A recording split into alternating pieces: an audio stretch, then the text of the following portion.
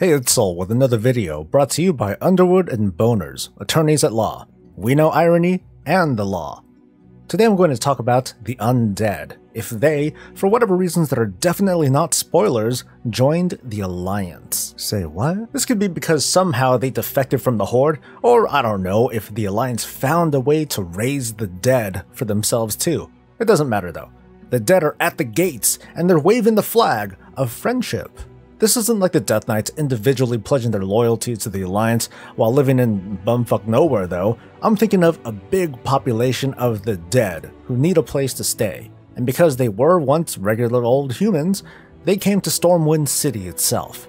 This is a thought exercise, a what if, wild speculation, whatever you want to call it. Because the chatter among the community has gotten a little bit louder, a growing sentiment that the Alliance would be totally okay with the Undead joining their ranks because fuck Sylvanas, right? Right. But while a number of Alliance players would be okay with it, what about the Alliance as a whole, as in, most importantly, their everyday citizens? In this video, I'm going to cover two reactions to this scenario from that perspective, the woefully average human, purposely polarized for fun. Is this a terrific or a terrible idea?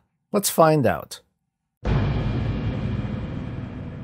I think the Forsaken joining the Alliance would be a great idea. It sort of seems like a natural step for the Forsaken, right? They already lived and died, they were raised to be scourged and then freed only to be under the thrall of another, namely Sylvanas. It's no wonder that there should be civil unrest to the point where they mass defect and want to return to something they can call home. Under the protection of the Alliance, these folks can be with their old families if there's a connection to be had, and they can live out their lives like normal people again, contributing to the ideals of the Alliance and not whatever crazy experiments the Horde were making them do.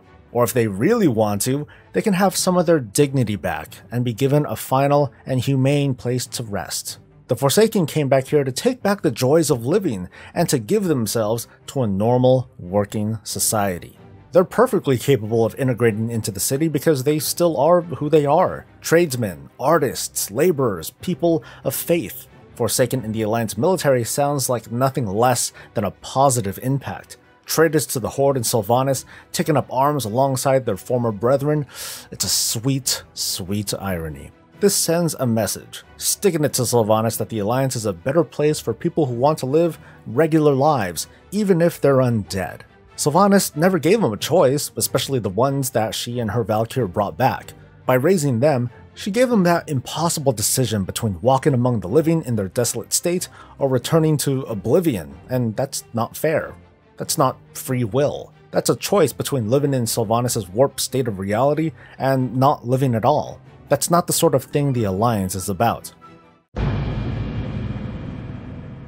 Letting the Undead be part of the Alliance is like opening Pandora's box of immorality, I think. For the most part, isn't most of the world against necromancy in the first place?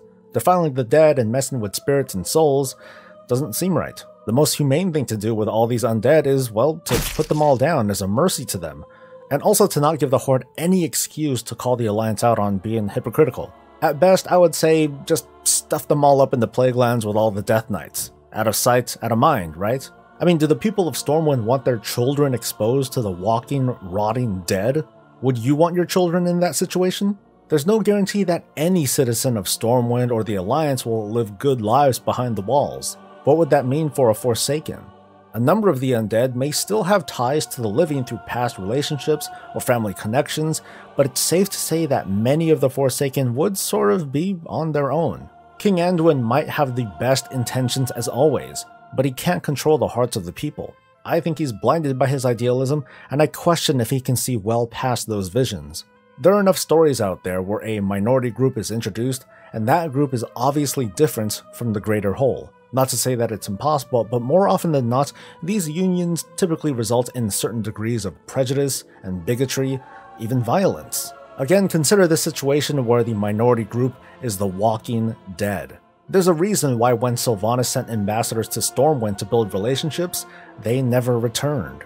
I don't think the Forsaken will be treated well at all, but with a few exceptions, and those exceptions shouldn't equate to hope for those people. I feel bad, but there are too many fundamental differences between these peoples and certain needs that the Forsaken have that can't be fulfilled while in the company of the living. Sylvanas was right when she named these people the Forsaken. So those are my two arguments for and against the Forsaken joining the Alliance, and I'd like to know what you think too. Leave a comment below and don't forget to like and subscribe for more of this and all things Warcraft. I'll see you in the next video. Until then, stay safe, stay happy, and stay breezy.